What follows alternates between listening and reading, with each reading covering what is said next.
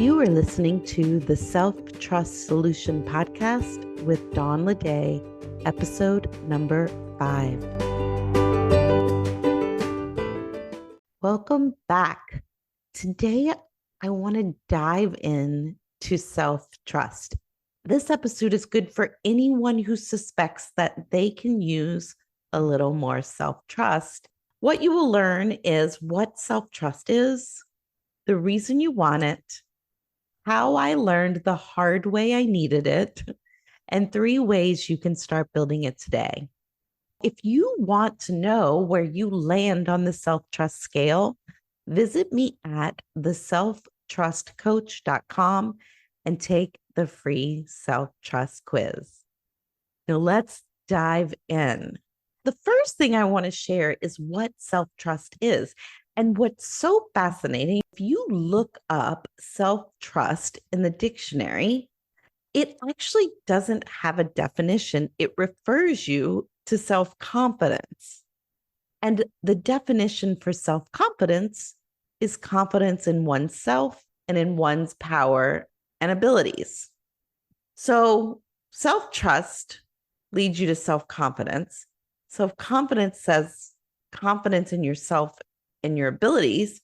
And that just left a lot to be desired for me. I want to look beyond what those definitions say. And so I would offer for you that self-trust is being accountable to yourself. It's doing what you say you are going to do. However, I want to take it further than that. So let's just ditch that definition and start to look at, where do we trust others? Because frankly, we tend to trust others more than we trust ourselves. We are looking outside of ourselves for answers all of the time, trusting in friendships. We are trustworthy to others. And that's where I'd like to focus, because what is it that you enjoy about being trustworthy to others? I believe there is an opportunity there to be that for yourself. And that is where I found self-trust lacking in my own life, and the lack of work specific to it out in the world, and able to point to why sometimes it's so hard to make decisions, to follow through, to have your own back, and so much easier to help others make decisions, to help others in their endeavors to move forward and follow through, to help others support them by having their own back through mistakes, through trials and errors that we don't give ourselves necessarily. So what self-trust is the ability to rely on yourself, to be there for yourself in a way that is like you would be with a friend, with a loved one, someone that you care deeply about. That is what self-trust is. And when you have it, when you know that it is safe to make mistakes, it is safe to say the wrong things sometimes, to do the wrong things sometimes. It's safe to reach outside of your comfort zone, because whatever happens on the other side, you're going to have your own back. You're going to be a safe place to land. You are not going to be part of any repercussions or consequences, because there are repercussions, there are consequences, there are results to everything we say and do. Some are wanted and some are not, but we don't have to add to those consequences and those results, those repercussions, by being a voice of admonishment or criticism or judgment. Absolutely, we want to evaluate results and we want to learn from them, what not to do again, what to do again, and what maybe to do differently again. we don't need to add suffering to the picture by treating ourselves poorly. So, the reason we want to build self trust, to create a relationship that is trustworthy, that is trustful, is so that it is safe to be human. It is safe to reach for things outside of your comfort zone, to reach for things that are beyond what is part of your normal everyday. And guess what's beyond what's comfortable and what's normal every day? That's where most of our dreams live. It's where most of our ideas for service live, where we are serving others, where we are putting ourselves out into the world to do bigger things. So, this is why you want it. Not only does it just make the 35,000 decisions we make every day easier when we know that we're going to be a safe place to land if that decision doesn't turn out the way we want it to. It also just creates so much more ability and willingness to go beyond, to reach for more, to be more of who we want to be more of who we know we are and who we are called to serve and show up as and create in the world, the impact we're called to make. So, how I learned the hard way that I needed self trust is I no longer felt in touch with even why I was doing what was taking up 85% of my waking hours. And that was in a career that I was in for multiple decades that I loved. I was in the hospitality industry and led sales teams. It was amazing for so long. But at some point, I lost touch with whether I wanted to do it, why I wanted to do it, and how I wanted to do it. I just kept moving forward in a way that I was telling myself I needed to, working crazy hours, putting my hands in things that weren't mine to have my hands in, sacrificing in ways that no one asked me to, and that weren't even beneficial, not to me for sure, and not really even to the people I was serving. I didn't even know who to blame, frustrated about not knowing whether it was me to blame, but searching because for sure there had to be someone to blame, which I'll tell you, if you are experiencing that in any way, the most beautiful place is just to look inward and not in an accusatory way, not in a judgmental way, but I'd invite you just to look at what am I choosing that maybe I don't need to. It's just an invitation to evaluate, where am I telling myself that I have to do something that I don't necessarily have to do? What am I doing that no one asked me to do, but I'm telling myself that it has to be done and it has to be done in a particular way? My big wake up call was I felt so disconnected that instead of asking myself those questions, I actually sold my car because it would force me to walk 2 miles to work and 2 miles home. It would also force me to leave work at a normal time because those 2 miles weren't a smart walk after a particular time. So that's what I told myself, that here I was working way too many hours, feeling very stressed out, very disconnected from my own life. And my answer was to sell my car. It's crazy for me to think about now, but I'm so grateful for it because something wasn't right. My reasoning and decision making wasn't getting at the real problem. It wasn't speaking to the root. And there was the difference. Not in the not having a car, not in the leaving work at a normal time, not even really in the walking, though that was amazing. it was in that amount of time, which was generally around 45 minutes, that I would clear my mind, that I wouldn't be focused on work or what I was doing wrong or what other people were doing wrong. It was just a time to create more space. And that was enough to spark better conversations with myself about what that change really needed to be. What mattered to me? And why was I so disconnected from knowing that? I hadn't checked in so long that I was just an autopilot reaching for goals that didn't even matter to me anymore. It's fascinating, right?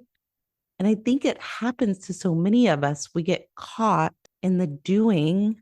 And if you're just someone that loves to get things done, we have this achievement focus that somehow we have to be reaching for and achieving big things in order to be worthy. And it's so not true. Is it enough to just want to serve, to be out in the world doing something for others in your work that is fulfilling, that you enjoy doing? I would say the answer is yes. And it doesn't mean that throughout it, you don't achieve big goals and do big things, but it creates more clarity around the purpose instead of letting one overshadow the other.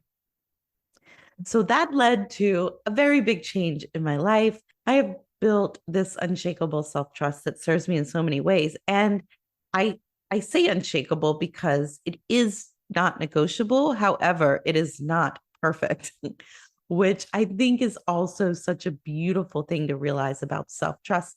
It is this muscle that we build, but it has to be exercised, has to get real attention from us because otherwise it will atrophy just like a muscle and we'll lean on the tendency and the societal pressures to put ourselves last or to put ourselves first instead of putting ourselves in each moment exactly where we want to be in the way that we want to be, having our own back, meaning loving ourselves through every decision and every result from every decision, and using the data of those results to inform the next decision instead of ever making it mean anything about you as a person, as a provider of what service you provide, allowing yourself to do that in a way that means, yeah, it's not going to be perfect. Of course, there's going to be decisions made that don't turn out the way you want them to. Of course, there's going to be opportunities to do something different or better. And it's all part of the journey. And when you can build self trust, you're in for it. You're in for that journey, knowing that whatever happens, you're going to be okay. You are going to be the best safe place to land and pick yourself right back up and keep going. So, 3 ways that you can start building self trust today. The first one was to just create silence. Create spaces of silence in your life where you can actually listen to yourself. Listen for what you need, what you like, what you don't like. We're often shutting that down because we want to call it either excuses or whiny, or we don't have time for that. We just need to keep moving forward. And I want you to consider if cute little 2-year-old you sitting next to you, they were trying to tell you their concerns. Would you say, I don't have time for that? I need to keep moving forward? Probably not. And yet we often treat ourselves this way. So the first thing is just to create some space to listen. Doesn't mean you have to entertain it in a way of taking any big action. Just take note, listen as you would to a friend. You don't always have to do something about it. Sometimes it just needs to be heard and acknowledged as existing without any criticism or judgment or brushing off. The second way you can start building self-trust today is to consider what's important to you. In Coach for Life, we have a core values list. It's a big part of each of our steps because if you choose, I say 3 to 5 core values that are important to you, you can use these as filters. Really spend some time thinking about what is it that matters most to you. Maybe it's integrity or purpose or gratitude or service. Maybe it's freedom or knowledge. Maybe it's curiosity. Go through a list of core values. If you don't have one, you don't have access to one, you can email me at dawn@theselftrustcoach.com and I will be happy to send you one. Picking what values matter most to you can become the easiest filter to making decisions, making choices. When you're unsure of something, using those values as a filter in making that decision can be so helpful. Does this decision move me closer to integrity with myself, or does it move me further away? You will probably know the answer to that right away. And that's the second way you can start building self-trust. Give yourself pre-decided filter of the things that matter most to you. Maybe it's family. Does this choice bring me closer to my family or further away from my family? Sometimes we use goals. Will this move me closer to my goal or further away from my goal? If it doesn't have any effect on my goal, now let me move to values. Is this in line with my values or is it not? Often, then I'll have an answer. The third thing that you can do to start building self-trust today is to give yourself credit for everything you accomplish.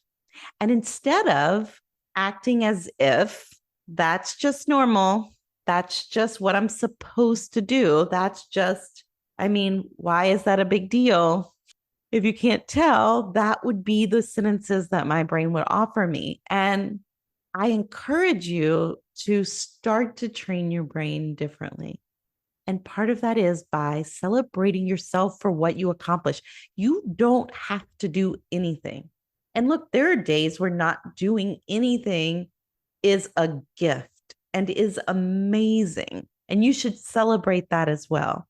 But also, you get amazing amounts of things done every day. And if you're not celebrating that, you're missing a great opportunity to grow in self-trust, to be that friend, that encourager, that motivator. We often think about why are we not motivated? And yet we do all these amazing things and we just act like it's not a big deal. Be your own best cheerleader. I did that. Look at all that I got accomplished today. It doesn't have to be a huge celebration. You don't have to go and buy yourself a day at the spa for everything you accomplished, though. If you're doing that, like you're my hero, amazing. But for sure, just at least acknowledge it. At least tell yourself, that's pretty amazing. Give yourself a pat on the back. Do a little dance. Take a big, deep breath in and exhale. Complete appreciation for how amazing you are. Those are the ways that you can start building self-trust today. What will you take away from today's episode? My goal for you is to take one thing that you can apply to start building self-trust today. Can you start to see the benefits of growing your self-trust? Maybe you can identify where your self-trust may need a little TLC. Or maybe you can make a decision to apply 1 or 3 of these exercises to start building self-trust in your life today. I love this quote from Johann Wolfgang von Goethe. And it says, as soon as you trust yourself, you will know how to live.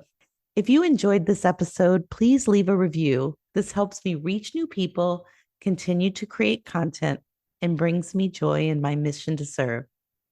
Join us next week for episode number 6, where we're going to talk about worthiness. Thanks for listening and have a trust-filled week.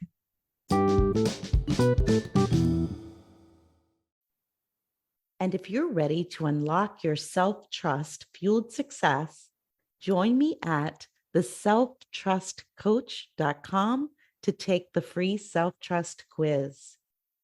The self-trust quiz will help you identify the areas that may be holding you back and pinpoint where in the achievement process you can use a little extra TLC. Take the free self-trust quiz at theselftrustcoach.com. See you inside.